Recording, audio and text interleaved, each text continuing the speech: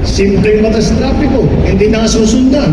Ang kalat, itinatapon kung saan-saan. Tama. Uso pa rin ang palakasan, talamak ang palusot. Gustong makalamang, ayaw lumaban ng patas. Tama. Hindi pwedeng ibunto ng sisi sa taong bayang paulit-ulit na pinangakuan pero hindi natutupad na Dugo mo sa ibang tao. Hindi natin pwedeng sumbagan ang masang binigunan ng maraming beses.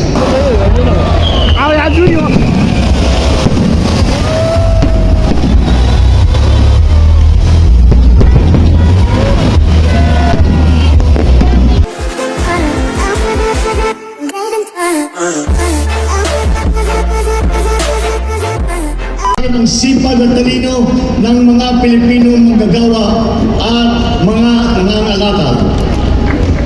Bakit ko po isinasalaysay itong ngayon bilang pamunad ko na pananalita? Sapagkat po, sa gitna ng pagdududa na walang pag-asa ang bayan ito, sila ang nagpapawalang bisa sa mga maling haka-haka at paniniwala. Sa negativismo na tila bumabalot sa ating bansa na may tagumpay kung sama-sama tayong nangangarap at sabay-sabay tayong kumilos. Sa totoo lang, sa bayan ito, hindi po mabibilang ang dami ng mga katulad nila, mga tanglaw na di kayang takpan ng kadiliman. My fellow Filipinos, it is in the spirit of our race's resolve to surmount odds, overcome difficulties, and triumph over fears that we gather here today. We face a complex and changing world. It calls for a united response that would make our nation strong, our economy sound, and our children's future secure. We cannot meet these challenges if no common purpose energizes us. We need to have a vision that moves us forward as a people united. A vision so compelling that it brings out the best in us. One that is feasible that every one of us will invest in. We must restore faith in ourselves by taking stock of what makes us a strong people, a resilient nation. We must dig deep into our valiant past, draw strength from the heroism of our forefathers, and let this heritage of selflessness propel us forward into the future. Malalim at marami po ang ating Parang ang late ni Bongbong dyan. When dreams seem impossible, let us remember that our nation, Asia's first republic, was founded by patriots who were in their 20s, who never wavered in fighting for the freedom that we enjoy today. Because when the stakes are high, let us recall how Bataan and Corregidor survivors went and rebuilt a nation whose cities were in ruins, but whose spirits were not. When hard work looms, let us be inspired by the resilience of communities pummeled by typhoons, yet never let this annual stress of nature defeat them. Every generation who came before us was defined by the crisis that tested their mettle and that tried their souls. And as we rebuild, we must not return to a nation as it was before. We must create one that is better.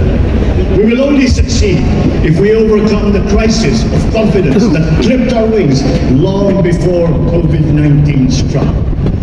We have to begin by restoring faith in ourselves, belief in our strengths, and trust in our institutions. Only then can we have confidence to bravely confront whatever tomorrow brings. Ang balakid na nakakahambalang sa ating pag-unlad ay ang kawalang tiwala natin sa ating mga sarili, sa ating mga institusyon. Bakit marami sa atin ay napakababaw ng pagtingin sa ating kakayahan? Bakit naging marupok ang paggalang sa mga batas at alituntunin? Kaya ilang beses ko na itatanong sa aking sarili, paano ba natin hihilumin ang pagtatampo ni Juana at Juan de la Cruz? Paano natin ibabalik ang tiwala nila sa gobyerno, sa kanilang sarili, sa ating kinabukasan? Paano ba natin bubuhayin ang pananalig nila na kaya natin ang mga hamong parating. I believe that to win that trust, the government must show in deeds, not in words, that it is deserving of that trust. Government must lead by example, not by empty exhortation, but in ways that inspire confidence to our people, so they too will believe that the greatness they deserve is at hand. It must present an agenda for the future with clear benefits for our Bakit baka people. malugi? For only by providing Wala, bakit clarity baka will malugi? they invest in it. We must craft a blueprint for progress, a plan that inspires hope and promises change, because without one, we will be inflicting the old and outmoded views on our people, denying them the benefits that innovation Tapos and sir, tuloy. empowerment will bring. Alas 12 na balik. We now have Si that ano pa eh, plan. si... The Philippine Development Plan of 2023 to Wala siya, 2024. si Andrew talaga. Binalagtas ito ng lahat ko nga ito, wala yung tinutulog ka nga. gobyerno. Nagtoka ng mga gawain.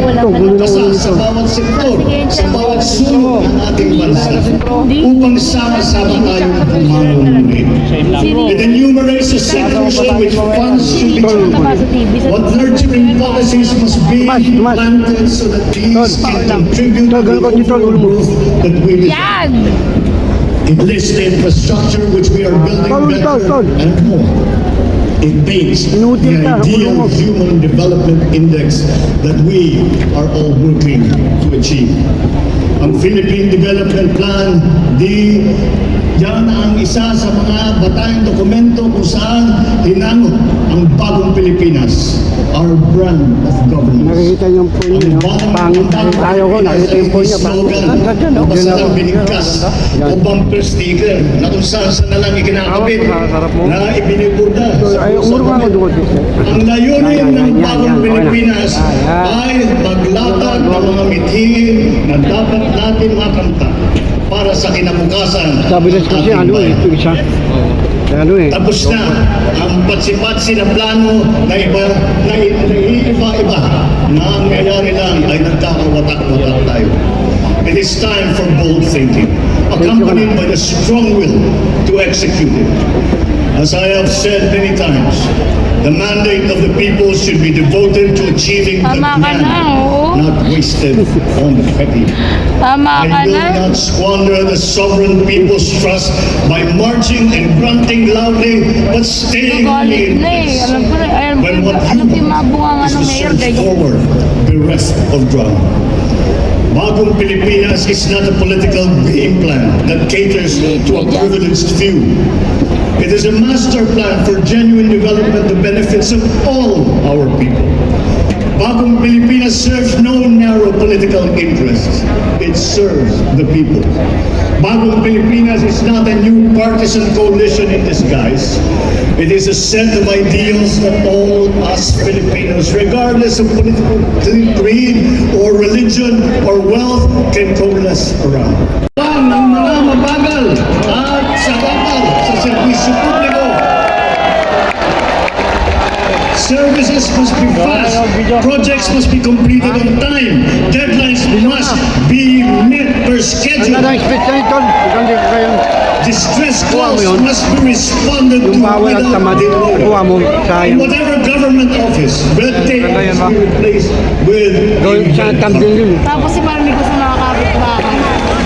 Yung ako, pinatay ko. Ano ninyo? Yung sungit ninyo,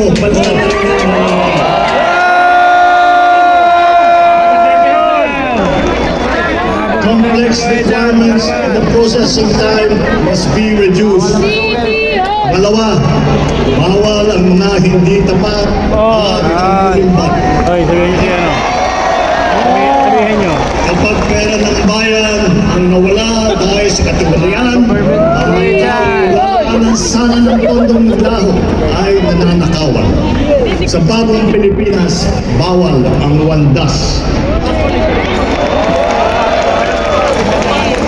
Ang paghahanda, lalo na ang paggugol ng budget ng bayan ay bukas sa publiko at hindi kinukubit. Walang parte nito ang kinukubit o sinusubit. Pangatlo, Parinig mo, bawal bawal ang mga pang-api at Bakit? Sa bagong hari-harian. Pilipinas. You are servants of the people, not their lords. Huwag nating pahirapan ang taong bayan. Huwag suklian ang kanilang tiwala na magalang. Tagalog, ganda gawin nga yung title. So let me reiterate this. Feedback is essential to government. Without it, mistakes cannot be corrected. Bad behavior cannot be sanctioned. Best practices cannot be learned, and good deeds cannot be commended. Sa bagong Pilipinas, ang masama ay ireklamo, ang mabuti ay irekomenda. Aling! Aling! Ngunit ang mga papuri at unahan ay hindi dapat hintayin kumatok na lang sa ating mga opisina. Obligasyon natin na nasa gobyerno na hanapin ito. Kailangan natin bumaba sa masa upang tignan ang kanilang kalagayan at alamin ang kanilang hinaing. Huwag iasa ang pagpisil sa kanilang pulso sa mga report lamang. Tapos na ang panahon ng pagkukuyakoy sa loob ng mga tanggapan ng gobyerno. Halimbawa, imbis na suriin ang isang suliranin sa walang katapusang baliktatan ng mga tao sa gobyerno, bakit hindi lang magkaroon ng konsultasyon sa mga naapektuhan? Sa bagong Pilipinas, ang mga mamamayan ay dapat ligtas. Ligtas sa krimen, ligtas sa kalamidad. Sa mga pulis, ating mga bumbero, tiyakin ninyo na agarang pagresponde sa bawat tawag at sumbong. Ngunit, ang pinakamahalagang dapat bawasan ay ang dami ng tawag at sumbong sapagkat inangahulugan ito na bumababa na ang bilang ng krimen. Ay nasa ating lahat. Mabuhay ang bawat Pilipino. Mabuhay ang Pilipinas. Mabuhay ang bagong Pilipinas.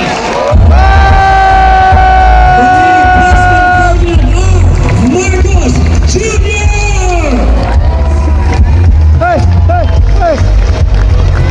Mga kaibigan, sabay-sabay